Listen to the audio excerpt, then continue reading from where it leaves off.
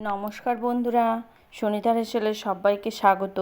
আমার আজকের রেসিপি বেগুন পোস্ত। আমার নতুন বন্ধুদেরকে স্বাগত জানিয়ে আর পুরনো বন্ধুদেরকে পাশে থাকার জন্য অসংখ্য ধন্যবাদ জানিয়ে আজকের ভিডিওটি শুরু করছি। দেখুন, এখানে আমি বেগুনগুলোকে এইভাবে কেটে নিয়েছি। একটা বেগুনকে আমি 4 টুকরো করে কেটে নিয়েছি। আর আমি বোটাটা ফেলিনি, বোটাটা ওইভাবেই রেখে দিয়েছি। আপনারা চাইলে বোটাটা ফেলে দিতে পারেন, তবে বোটা রাখলে কি হয়, বেগুনটা ঘেটে যাওয়ার সম্ভাবনা থাকে না। এবার আমি বেগুনে লবণ, হলুদ আর সামান্য একটু চিনি খুব ভালো করে মাখিয়ে এইভাবে আমি 5 থেকে 7 মিনিট রেখে দেব। এর ভেতরেই আমি একটা মশলা তৈরি করে নেব। তার জন্য আমি এখানে হাফ চামচ সর্ষে দিয়েছি আর 2 চামচ পোস্ত দিয়েছি, 2টো কাঁচা লঙ্কা। লঙ্কাটা আপনারা আপনাদের স্বাদ অনুযায়ী দেবেন। এটাকে আমি একটা মিহি পেস্ট তৈরি করে নিয়েছি। এবার আমি ওভেনে কড়াই বসিয়ে দিয়েছি। কড়াইতে পরিমাণ মতো সর্ষের তেল দিয়েছি। এই রান্নাটা অবশ্যই সর্ষের তেলেই করবেন, তাহলে টেস্টটা খুব ভালো হয়। এবার আমি বেগুনগুলোকে খুব ভালো করে ভেজে নেব। দেখুন, বেগুনগুলো আমার এক সাইড ভেজে নেওয়া হয়ে গেছে। এবার আমি এইভাবে উল্টে দিয়ে অপর সাইড আমি ভেজে নেব। একটু লাল লাল করেই ভেজে নেব বেগুনটা। বেগুনগুলো আমার ভেজে নেওয়া হয়ে গেছে। এবার আমি বেগুনগুলোকে তুলে নেব।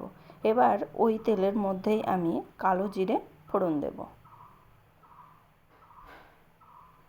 ফোড়নটা একটু ভাজা ভাজা হয়ে এলে আমি বেটে রাখা মশলাটা দিয়ে দেব। পোস্ত, সর্ষে আর কাঁচা লঙ্কার পেস্টটা দিয়ে দেব।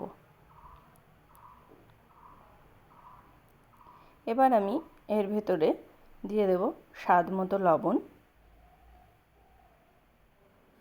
আর সামান্য একটু হলুদ গুঁড়ো দেব, আর দেব সামান্য একটু লঙ্কার গুঁড়ো। এবার এই মশলাটাকে আমি খুব ভালো করে কষিয়ে নেব। মশলা থেকে তেল ছাড়া পর্যন্ত এটাকে আমি খুব ভালো করে কষিয়ে নেব।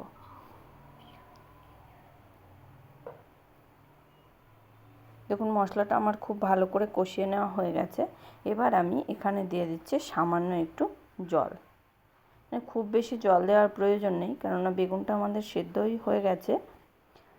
আর গ্রেভিটা এটা একটু মাখো মাখো গ্রেভিটা হবে। এবার আমি এখানে দিয়ে দেব সামান্য একটু চিনি।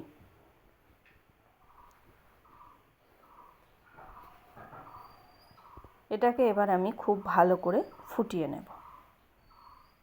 এখানে আমি 5 মিনিট ধরে খুব ভালো করে ফুটিয়ে নিয়েছি।